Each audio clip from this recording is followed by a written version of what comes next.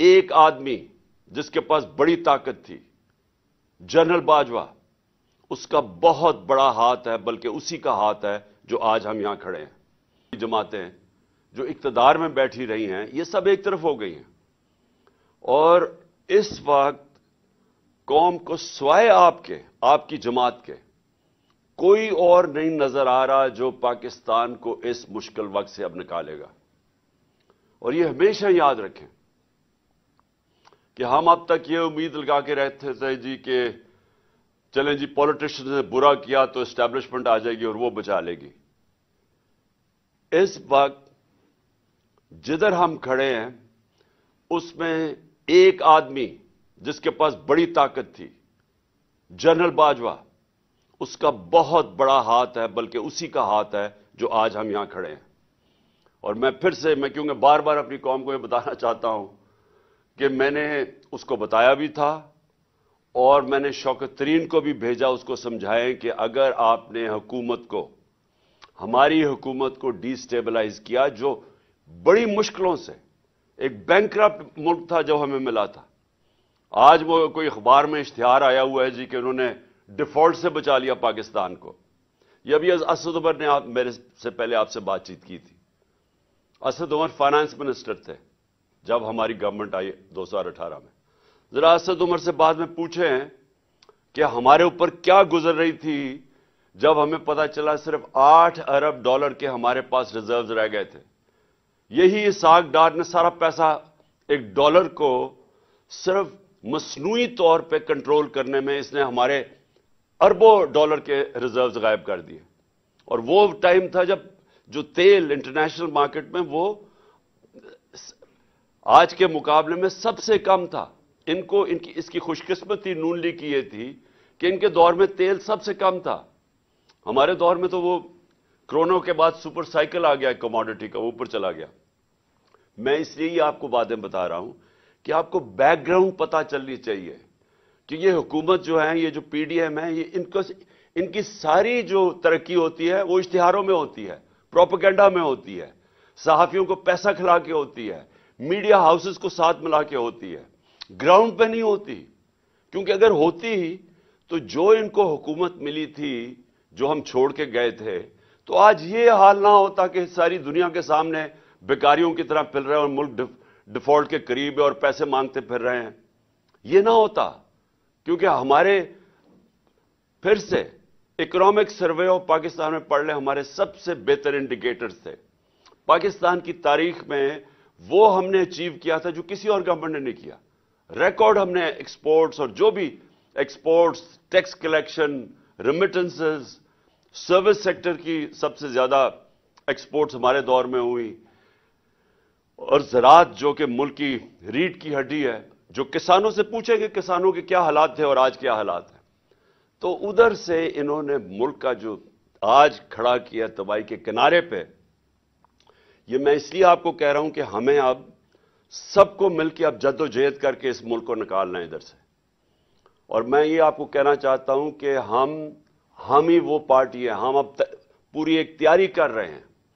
ہم اپنی اکانومی کے اوپر پورا ہم نے ایک وائٹ پیپر تو ان کا بتایا ہے، اور اپنا ہم اب بیٹھ کے باقاعدہ وار گیمنگ کر رہے ہیں کہ ہم نے پاکستان کو کیسے نکالنا ہے۔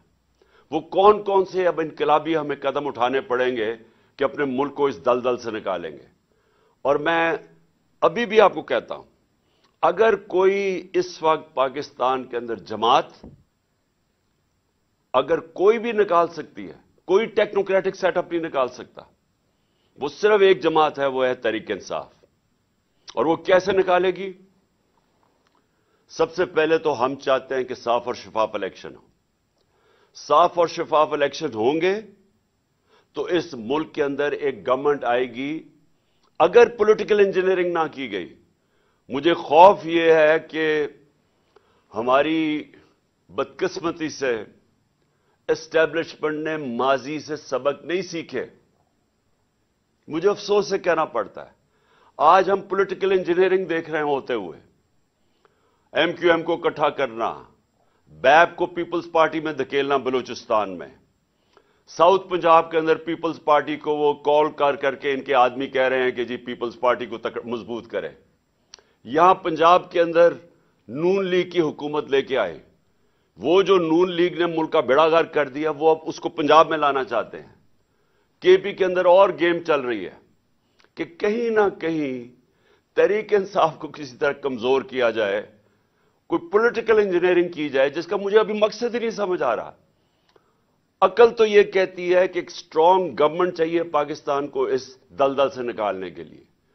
अगर ये पॉलिटिकल इंजीनियरिंग करके एक कमजोर सा सेटअप लेके आना है तो वो तो वैसे ही मुल्क को संभाल नहीं सकता, क्योंकि जो बिजनेस कम्युनिटी है, जो सरमायाकार हैं, जो इन्वेस्टर्स हैं, जो पाकिस्तान के अंदर बैठे हैं, जो पाकिस्तान के बाहर हैं, जिन्होंने पाकिस्तान में जब तक वो इन्वेस्टमेंट नहीं करेंगे, जब तक बिजनेस कम्युनिटी का एतमाद नहीं बहाल होगा, तो पाकिस्तान तो क्या भीख मांग के तो नहीं निकल सकता ना इसमें से।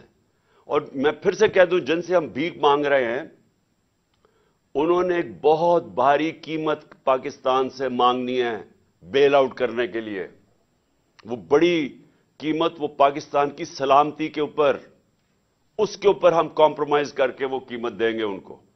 मुल्क का मुस्तकबिल खतरे में डाल के वो जो कीमत मांग रहे हैं वो देनी पड़ेगी। लिहाजा एक ही तरीका है, एक मजबूत और गवर्नमेंट आए जिसको लोगों को और बिजनेस कम्युनिटी को इत्मीनान हो कि 5 साल के लिए आई है। उसके बाद वो इनकलाबी स्टेप्स ले, वो स्ट्रक्चरिंग करे पाकिस्तान की, वो सर्जरी करे पाकिस्तान की, जो कोई कमजोर हुकूमत नहीं कर सकती। वो ये जो रेलू कटे आए हुए हैं पीडीएम के, ये नहीं कर सकते। इनको तो सारा वक्त डर है।